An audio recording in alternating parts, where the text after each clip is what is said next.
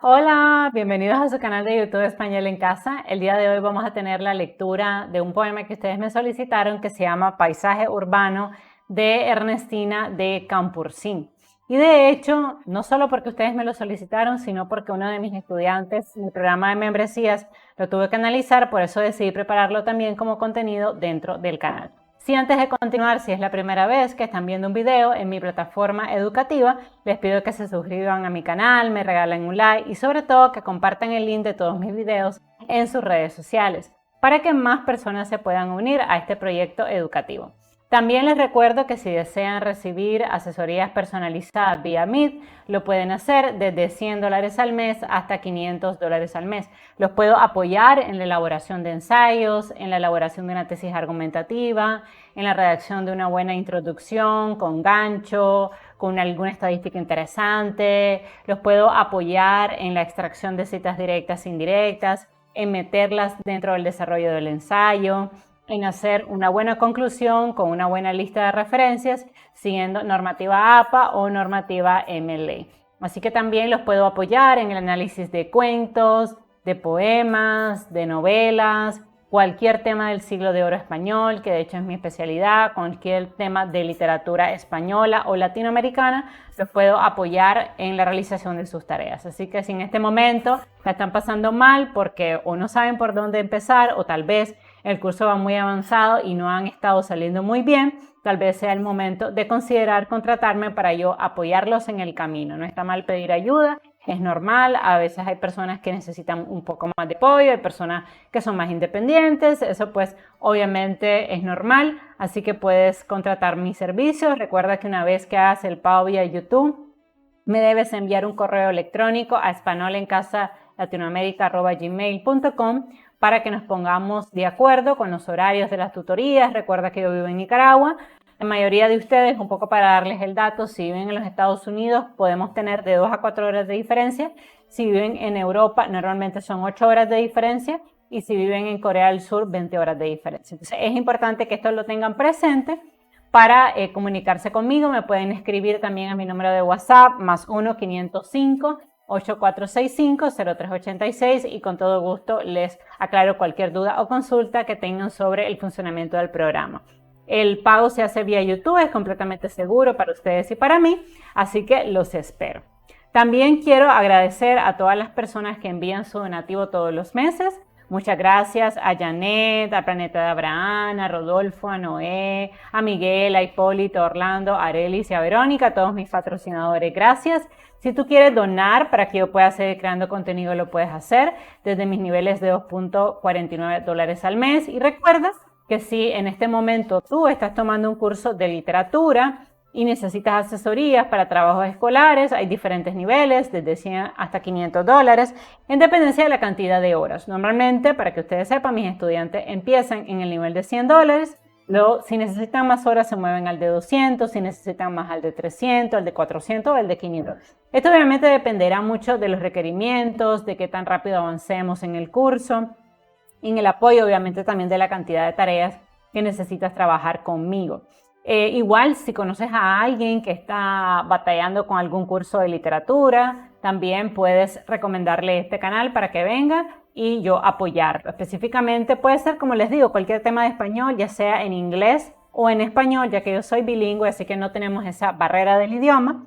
Y específicamente, pues los puedo ayudar a elaborar ensayos, analizar obras literarias, redactar párrafos, editar subtextos, analizar poemas, analizar cuentos, que normalmente se piden mucho en los cursos de literatura.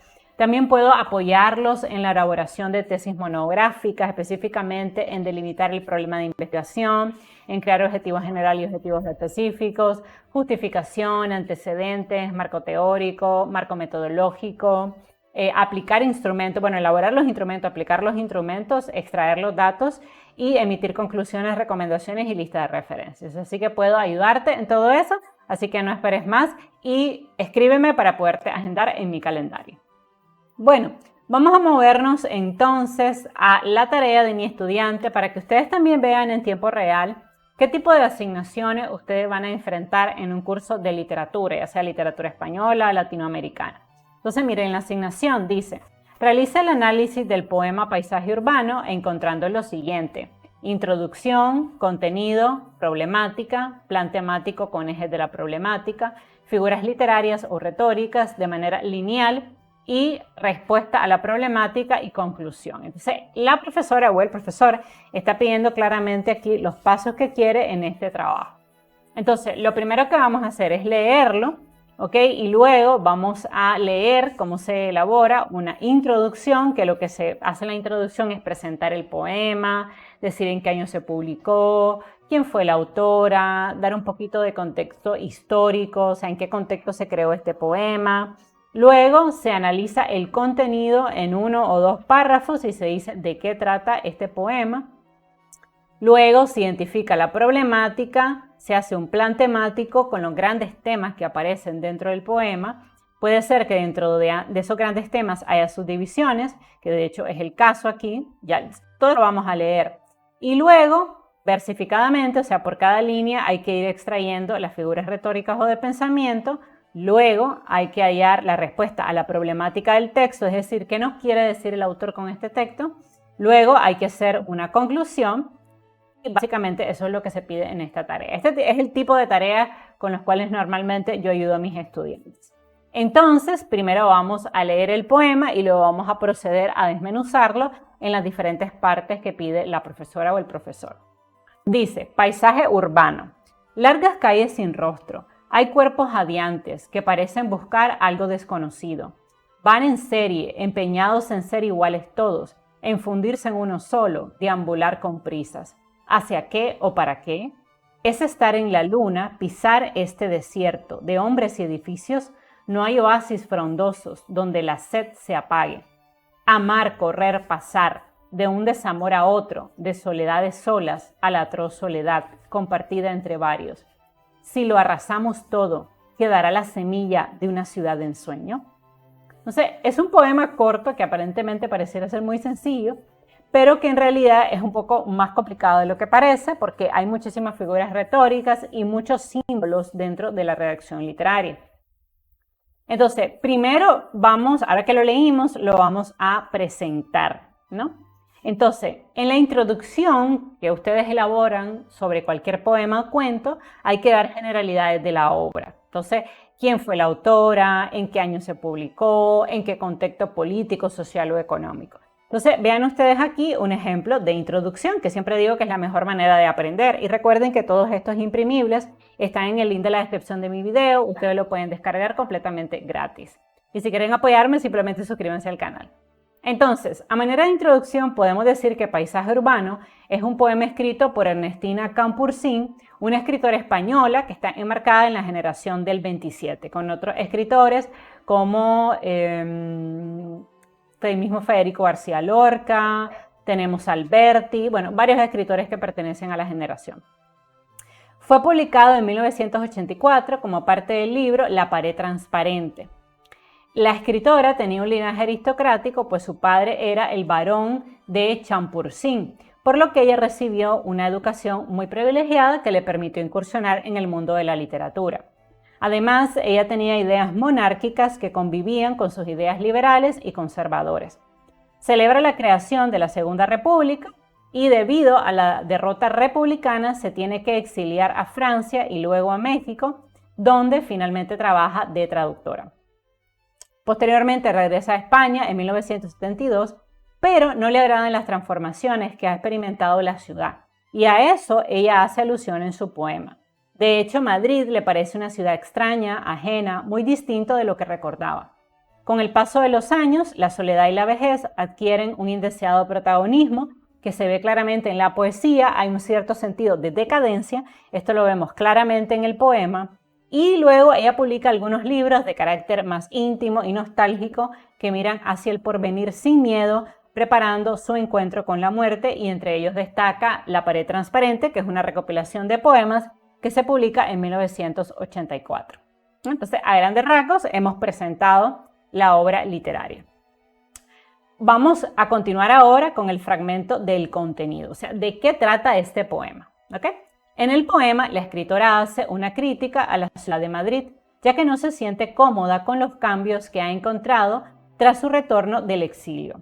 La ciudad le parece fría, despersonalizante, el paisaje urbano le parece incómodo, lleno de calles y de personas que no interactúan entre ellas y no se miran, ¿no? Cualquier parecido con la actualidad es pura coincidencia. Obviamente la escritora ya se daba cuenta en ese momento que la sociedad estaba cambiando, se estaba haciendo una sociedad más despersonalizada, donde cada persona solamente seguía el deseo de su propio beneficio, ¿no? Una sociedad capitalista, una sociedad salvaje, un poco me recuerda al poema de Pablo Neruda, Walking Around, donde él dice exactamente lo mismo, que es básicamente en la ciudad todas las personas buscan su propio beneficio, una sociedad materialista, ¿no? Despersonalizada, y a eso también hace alusión la escritora en este poema.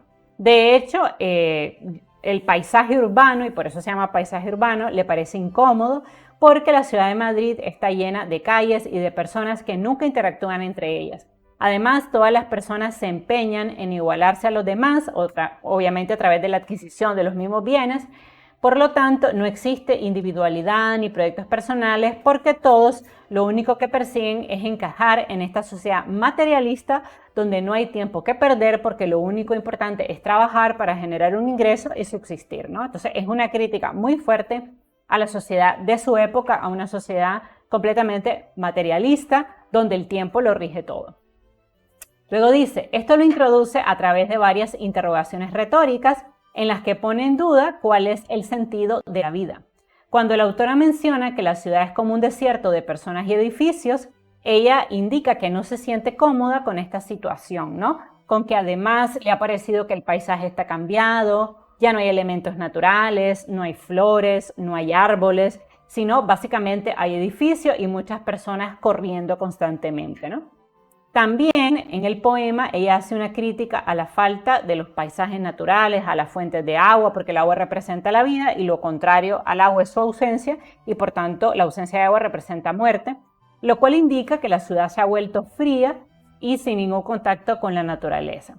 Finalmente, la última etapa de la obra refleja un tono de melancolía y de profunda decepción ante los cambios que ella ha encontrado en Madrid de su retorno del exilio. Entonces, ¿cuál es la problemática del documento? Evidentemente es de qué manera la autora hace una crítica a la ciudad de Madrid y refleja claramente su nostalgia y decepción ante los cambios que ha sufrido esta ciudad. Entonces, la problemática de una obra es qué es lo que quiere decir la autora con la obra, qué es lo que intenta transmitirnos a nosotros como lectores. Entonces, ese es el problema, de qué manera la autora critica la ciudad de Madrid y todos los cambios que ella ha encontrado una vez que retorna del exilio. Ahora, ¿cuáles son los grandes temas que hay dentro de esta obra? Es decir, ¿cuál es el plan temático? Que no es más que eso. ¿Cuáles son los grandes temas que aparecen dentro de la obra? Bueno, primero ella hace una descripción de la ciudad de Madrid, ¿ok? Y dentro de la descripción de la ciudad de Madrid hay dos grandes subtemas. El tema A, la descripción física de la ciudad, y el tema B, la descripción de las personas que habitan en esa ciudad. Entonces, luego, del verso 1 al verso 4, ustedes tienen que encontrar las figuras retóricas o de pensamiento. En este caso, entre el verso 1 y el verso 4 hay las siguientes figuras. Dice la autora, en largas calles sin rostro. Claramente hay una personificación de la ciudad porque las calles no pueden tener rostro. Pero cuando ella dice en las largas calles sin rostro, ella está diciendo que en las calles hay personas que no tienen rostro por esta despersonalización, las personas van caminando, ni siquiera se miran, solo van pensando en sus propias preocupaciones. Luego la autora menciona que en la ciudad hay cuerpos jadeantes, es decir, con este epíteto la autora señala que las personas van aceleradas, con mucha prisa, ¿no? Como jadeando, ¿no? Corriendo constantemente de un lado a otro, trabajando, generando ingresos para poder vivir y se ha perdido ese contacto humano que había antes cuando ella había vivido en Madrid y había sentido que la ciudad era más cercana, las personas conversaban entre ellas y claro, como ella vive muchos años en México, cuando ella regresa a España después de la Guerra Civil, ella se encuentra una ciudad muy cambiada, ¿no? Y esto en realidad, a pesar de ser un poema relativamente, no viejo quiero decir, pero antiguo, un poco, porque fue publicado, fíjense, En 1984, en 2023, podemos sentir exactamente lo mismo, que nuestras ciudades se han despersonalizado, la gente no se habla, no se saluda, cada uno está en sus propios problemas y esto es lo que ella está describiendo en este poema, ¿no? Entonces, del verso 1 al verso 4, la autora señala que las personas buscan algo desconocido, es decir, su felicidad, su autorrealización o su éxito con mucha prisa y que no les importa los vínculos afectivos con los demás. El otro elemento que hay dentro de la descripción de la ciudad de Madrid, que es un megatema dentro del poema, es la descripción de las personas. Y esto lo vemos del verso 5 al verso 8. Porque la autora construye un hipérbaton cuando dice, van en serie empeñados en ser iguales todos, en fundirse de un solo, deambular con prisas. Entonces, evidentemente aquí hay un desorden de los elementos dentro del verso, porque dice, empieza con un verso, con un verbo, van en serie empeñados en ser iguales todos. Debería ser todos van en serie, ¿no? Empeñados en ser iguales. Pero hay un desorden adrede para darle mayor sonoridad al poema.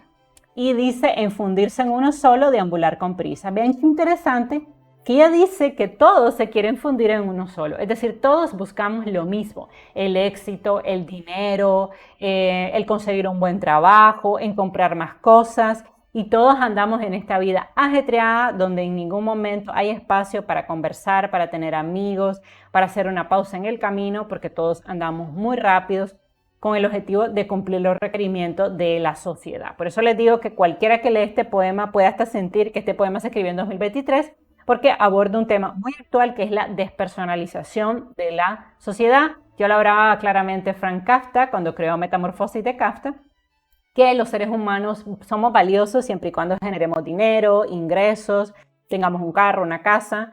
Desde el momento en que dejamos de generar ingresos, ya no somos valiosos, que es lo que le pasa al protagonista de Metamorfosis, que se ve convertido en un insecto, y esto lo que representa es que desde el momento que él ya no pueda trabajar y aportar dinero para el sostén de la casa, para su padre, para su madre, para su hermana, él va a ser abusado, ¿no? Lo van a despreciar, incluso su padre le va a tirar una manzana, lo va a lastimar, y al final él va a morir porque ya no puede generar un ingreso porque sabemos que se convirtió en un insecto. Pero esto es una gran metáfora, o sea, no es que cuando él despierta es un insecto.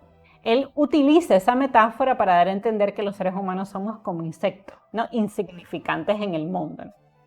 Entonces, con esto, la autora critica que todas las personas hacen lo mismo de manera muy repetitiva y que hay una pérdida de la individualidad, de las características personales, porque todos queremos ser lo mismo. Y esto lo vemos claramente en redes sociales. Todas las mujeres tienen el mismo cabello, la misma boca, la misma nariz, el mismo color de pelo. Entonces, ella encontró eso en la ciudad de Madrid, y ya no era la ciudad que ella tanto había disfrutado porque la gente ha cambiado y el enfoque ahora es generar un ingreso.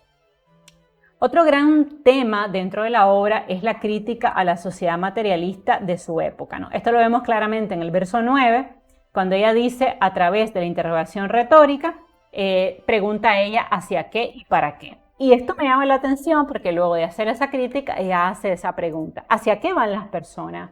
¿Para qué las personas van tan a prisa? Entonces, esta es una manera en que ella está haciéndole esta pregunta directa a la sociedad y la percibimos nosotros como lectores como diciendo, what is the purpose of this? O sea, ¿cuál es el propósito de esto? ¿Para qué vivimos ajetreados y corriendo? Simplemente para generar un ingreso que luego nos vamos a gastar y seguir trabajando, ¿no? Como si fuéramos robots. Entonces, ella dice, ¿y para qué? ¿Y hacia qué tanta carrera? Entonces, ella está un poco poniendo en duda toda esta sociedad, pero también hay que decir algo. Ella era una mujer aristocrática. Entonces, ella no necesitaba generar tanto ingreso porque obviamente ella tenía una herencia que se vio armada durante la guerra, pero indudablemente, pues, su padre tenía un título nobiliario. Pero, obviamente, por tanto, la visión de ella es diferente, porque a veces cuando hay estas crisis existenciales, ¿para qué es la vida? Yo digo, bueno, a lo mejor los ricos, pero la inmensa mayoría de la sociedad pues tenemos que trabajar, cumplir con horarios, responsabilidades. Entonces, de cierta manera, lo critica ella desde una posición bastante privilegiada. Pero bueno, entiendo la crítica, ¿no? ¿Hacia qué va la sociedad? ¿Para qué persigue esto? Es válida su crítica. Solamente hago la aclaración que obviamente una persona con un título nobiliario va a tener más tiempo de ver la vida así, ¿no? What is the purpose of my life? ¿No? What is the purpose of doing this? ¿No? Entonces ella siente que no hay propósito para esa vida acelerada. El otro tema que hay dentro de la obra es la comparación de la ciudad con un desierto, porque, y esta comparación de la ciudad con un desierto lo vemos claramente en la lectura, lo vamos a volver a leer antes de terminar, pero ella compara la ciudad con un desierto, en el cual no hay agua, en el cual no hay naturaleza. Y dentro de este tema, de este gran tema, la comparación de la ciudad con un desierto, hay los siguientes subtemas. Primero, que la ciudad está llena de personas, y segundo, que la ciudad está totalmente carente de naturaleza. Que la ciudad está llena de personas lo vemos en el verso 10, 11 y 12, cuando ella dice, bueno, incluso está aquí arriba.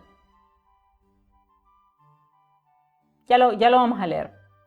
Entonces, claramente vemos que en el verso 10, 11 y 12 hay una metáfora porque la autora considera que Madrid es como la luna porque está llena de personas y edificios, pero no tiene elementos naturales. Entonces hay como una especie de comparación entre Madrid y la luna, ¿no? Ella está diciendo que Madrid es como la luna, o sea, como un lugar abandonado, ¿no? Que solamente tiene personas y edificios. ¿Y por qué como la luna? Porque en la luna ustedes saben que no hay vida, no hay elementos naturales, no hay árboles, no hay fuentes de agua. Entonces ella dice que Madrid es como la luna, que solamente tiene personas y edificios sin ningún elemento natural. Entonces esto es una crítica también a la ciudad, a la infraestructura. Dice, cuando yo salgo a caminar por las calles solo veo edificios, personas, no veo paisajes naturales, no veo árboles, no veo flores. Vean ustedes que es una ciudad completamente fría en el cual prácticamente no hay vida, solo hay personas, ¿no? Y ella lo enfatiza en el verso 13 y 14 cuando hay claramente una personificación, cuando la autora menciona, no hay oasis frondosos donde la sed se apague, ¿no? Es decir, que la ciudad es fría, no hay elementos naturales, no hay animales, no hay plantas, porque lo único que existe en la ciudad de Madrid es la infraestructura de los edificios. Por tanto, la ciudad es fría y tiene un paisaje urbanizado, lo cual conecta directamente con el paisaje urbano, que es el título del poema, y cierra la construcción literaria de una manera muy cíclica, ¿no? Luego tenemos otro gran tema dentro del poema, que son las relaciones interpersonales. Y dentro de las relaciones interpersonales, ella habla de los amores fugaces y de la soledad. Los amores fugaces lo vemos claramente en el verso 15 a través de esta enumeración: amar, correr y pasar. La autora señala que debido a la deshumanización de la ciudad por el desarrollo urbanístico, hasta los amores son breves y fugaces y además son amores superfluos. Entonces ella ha pasado de una crítica muy fuerte a los elementos naturales, a la infraestructura y ya a la crítica en general de la prisa de la gente, y está cayendo incluso a los temas del amor. ¿Qué quiere decir ella con esto, con amar, correr, pasar? No, que aman incluso rápidamente las personas, lo hacen como corriendo y que pasan de una pareja a la otra sin crear verdaderas relaciones afectivas. Es decir, que en la ciudad de Madrid ella ha visto que la gente tiene relaciones superficiales, no hay compañerismo, no hay amistad, no hay una apuesta real por los matrimonios, por los noviazgos, porque lo importante es el uso y el descarte de las personas, ¿no? Muy fuerte esta crítica, que lo vemos muy actual también. Y dentro de las relaciones interpersonales también vemos claramente el tema de la soledad. Ya lo decía yo en la introducción, que en los últimos años de vida ella vivió muy sola, muy aislada, muy solitaria. Murió su esposo, ya no tenía familia, y estando en Madrid ella experimenta todo ese sentimiento de nostalgia, como en congruencia con esa idea, todo tiempo pasado fue mejor, siempre añorando una ciudad que ya no existía. Entonces el tema de la soledad lo vemos en el verso 16, 17, 18 y 19. En estos versos la autora construye un pleonasmo cuando dice de soledades solas. Si es soledad, ya sabemos que es en solitario, que está sola. El pleonasmo es la figura retórica donde ustedes dicen una característica que es más que evidente. Es como decir, por ejemplo, salimos afuera, entramos adentro. Entonces aquí lo tenemos, soledad es sola. Bueno, si es soledad, obviamente está sola, pero ese sentido de hacer énfasis que hasta la soledad la hace sentir sola. Eso es un pleonasmo. Y con esto ella también indica que estos amores fugaces y esa vida materialista solo dejan en los seres humanos una profunda soledad. También hay una derivación al usar palabras con la misma raíz. En el caso de soledades, sola, soledad, vean ustedes la derivación, el uso de palabras con la misma raíz. Y esta derivación es importante porque hace énfasis en su estado emocional, porque ella se siente sola. Por eso esa palabra está diseminada, esa es otra figura, a lo largo del poema para transmitir este tono de melancolía, de frustración, de tristeza y de profunda soledad que ella como autora está experimentando. Otro gran tema que hay dentro del poema es la ciudad deseada, que ella dice que Madrid es el germen de una ciudad que ella conoció pero que ya no es la misma. Entonces, dentro de la ciudad deseada vemos primero que Madrid, la Madrid en la cual ella vive, es el germen de la ciudad que ella un día conoció, que incluso por eso ella dice, si destruyéramos esta Madrid actual podríamos obtener nuevamente la ciudad de mi recuerdo. Entonces, la ciudad deseada es el Madrid de su recuerdo. Por tanto, este Madrid, que es la ciudad cambiada, evolucionada, dice ella, si la destruyéramos, volveríamos a la Madrid de mi recuerdo, a la Madrid que yo extraño, a la Madrid que yo quiero. Esto lo vemos claramente en el verso 20, cuando hay una interrogación retórica en la que la autora interpela al lector y le dice, ¿y si lo arrasamos todo? ¿Y si lo quemamos todo? Es como si la autora quisiera proponer una solución completamente hiperbólica, porque no se puede arrasar la ciudad, y hay una hipérbole, porque ella quiere encontrar una solución a esa frialdad, a ese mundo materialista, lleno de edificios, en que ella ya no es feliz, ya la vida ahí no es fácil y que dista mucho de la Madrid de su recuerdo. Entonces hay ese sentido hiperbólico que dice, ¿y si lo quemáramos todo? ¿Y si lo arrasáramos todo? Tal vez entonces volveríamos a la Madrid de mi recuerdo, la que yo añoro, la que quiero. Luego, en el verso 21 y 22, la autora dice, quedará la semilla de mi ciudad de ensueño o de una ciudad de ensueño. Es decir, que si ella destruyera la ciudad actual que tanto odia, en la que no se siente cómoda, tal vez volvería a la ciudad de su juventud. Aquí evidentemente la palabra semilla tiene un fuerte sentido simbólico, ya que con esta palabra la autora nos hace reflexionar sobre la cruda transformación que ha sufrido la ciudad, que ya no es la del recuerdo. ¿Cuál sería la respuesta a esta problemática? ¿No? Que la problemática es de qué manera la autora refleja el descontento ante los cambios de la ciudad. Bueno, pues a través del uso de muchas figuras retóricas o de pensamiento, la autora refleja su decepción ante los cambios que ha sufrido la ciudad de Madrid después del retorno de su exilio.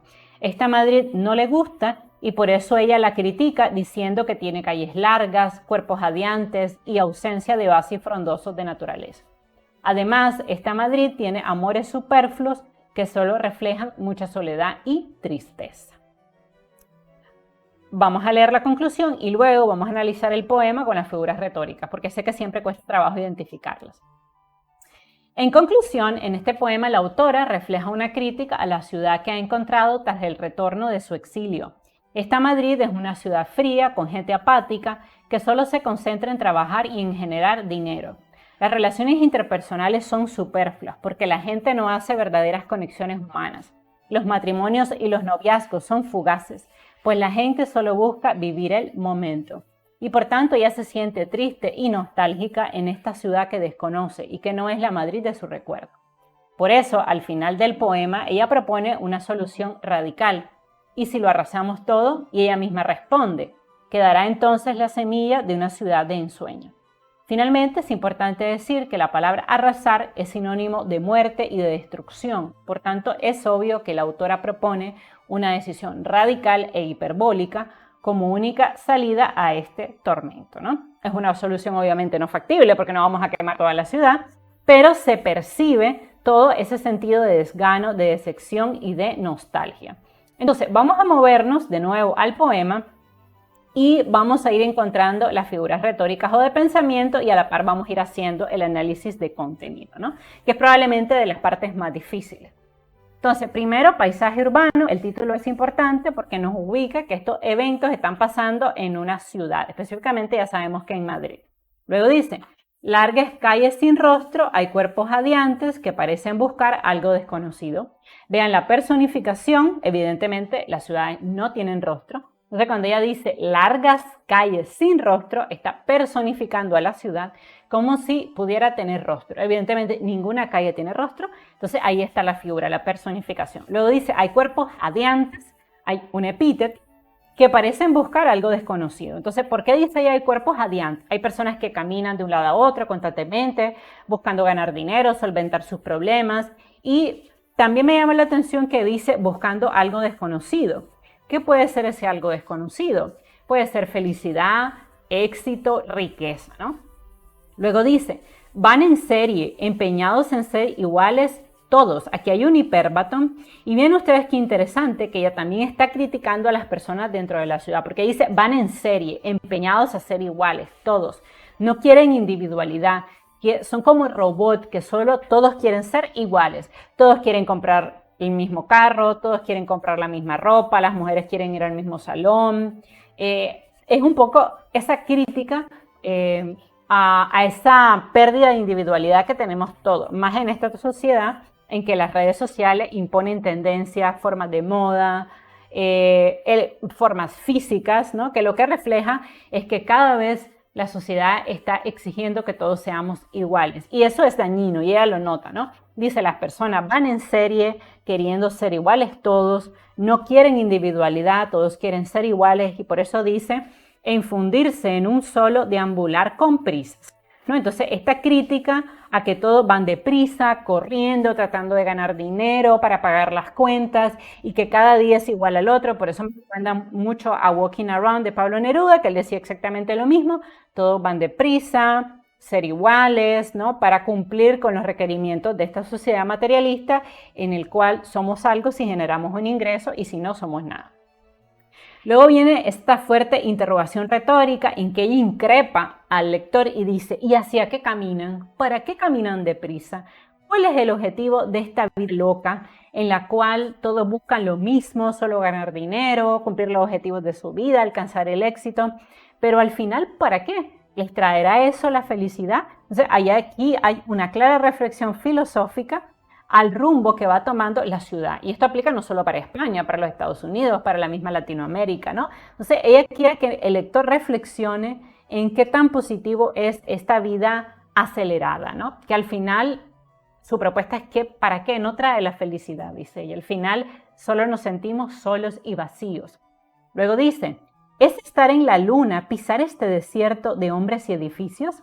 Evidentemente, cuando ella dice pisar este desierto, esto es una metáfora, porque ella dice que estar en Madrid es como estar en la luna, donde no hay vida, donde no hay elementos naturales. Dice, en Madrid solo hay hombres y edificios, o sea, solo hay seres humanos e infraestructura, no hay paisajes naturales. Vean que no menciona un pájaro, una flor, un árbol, sino más bien es un paisaje completamente despersonalizado, completamente frío, donde solamente hay infraestructura, ¿no? Por eso ella dice, no hay oasis frondosos, aquí tenemos un epíteto, donde la sed se apague. Aquí hay una personificación porque la sed en realidad no puede apagarse, podemos apagar un fuego. Aquí le estamos atribuyendo cualidades humanas, como si la sed se pudiera apagar, y se entiende obviamente que esto es un sentido completamente metafórico, porque ella dice, no hay oasis frondosos donde apagar la sed, es decir, no hay fuentes de agua. Y esto es importante porque el agua es sinónimo de vida. Yo les digo siempre en mis en vivos, hay que entender el simbolismo de las cosas. Presencia de agua es presencia de vida, ausencia de agua es presencia de muerte o ausencia de vida. O sea, eso es lo que quiere decir, que para ella la ciudad de Madrid no tiene vida, dice, ni siquiera tiene agua. No hay lugares, fuentes de agua donde apagar la sed. O sea, es un paisaje totalmente despersonalizado, materialista. Luego dice ella, amar, correr, pasar, hay una clara enumeración. Vean ustedes cómo ha suprimido la conjunción y. Por tanto, aquí también tenemos otra figura que se conoce como asíndeto, que es precisamente la supresión de las conjunciones. Y esto es importante porque ella dice, la gente ama, corre, pasa de una pareja a otra. Entonces, nuevamente hace énfasis en este sentido de que la gente va en esta vida loca, deprisa, descartando a los seres humanos, no hay verdaderas amistades, no hay verdaderos noviazgos, no hay verdaderos matrimonios, sino que es la sociedad del uso y el descarte. Entonces, aquí lo dice claramente que es como que no solo la gente vive rápidamente, hasta los amores son rápidos. Amar rápidamente, correr, pasar de una pareja a otra. Claramente aquí esta crítica a esta sociedad cruda en la cual ella no se siente bien y en la cual no se logra volver a insertar. Por eso los últimos años de su vida ella los pasa en mucha soledad, en mucha melancolía, estaba muy deprimida y se percibe este tono melancólico dentro de su poema. Aquí lo dice, vean, amar, correr, pasar de un desamor a otro. Aquí vemos claramente un encabalgamiento, una ruptura del verso. Vean ustedes cómo el verso continúa aquí abajo. Entonces dice, amar, correr, pasar de un desamor a otro, corta el verso adrede. Eso se conoce como encabalgamiento. Encabalgamiento. Que el encabalgamiento es romper los versos adrede para crear precisamente estos versos cortitos, ¿no? Luego dice de soledades solas, que le decía que era un pleonasmo, ¿ok?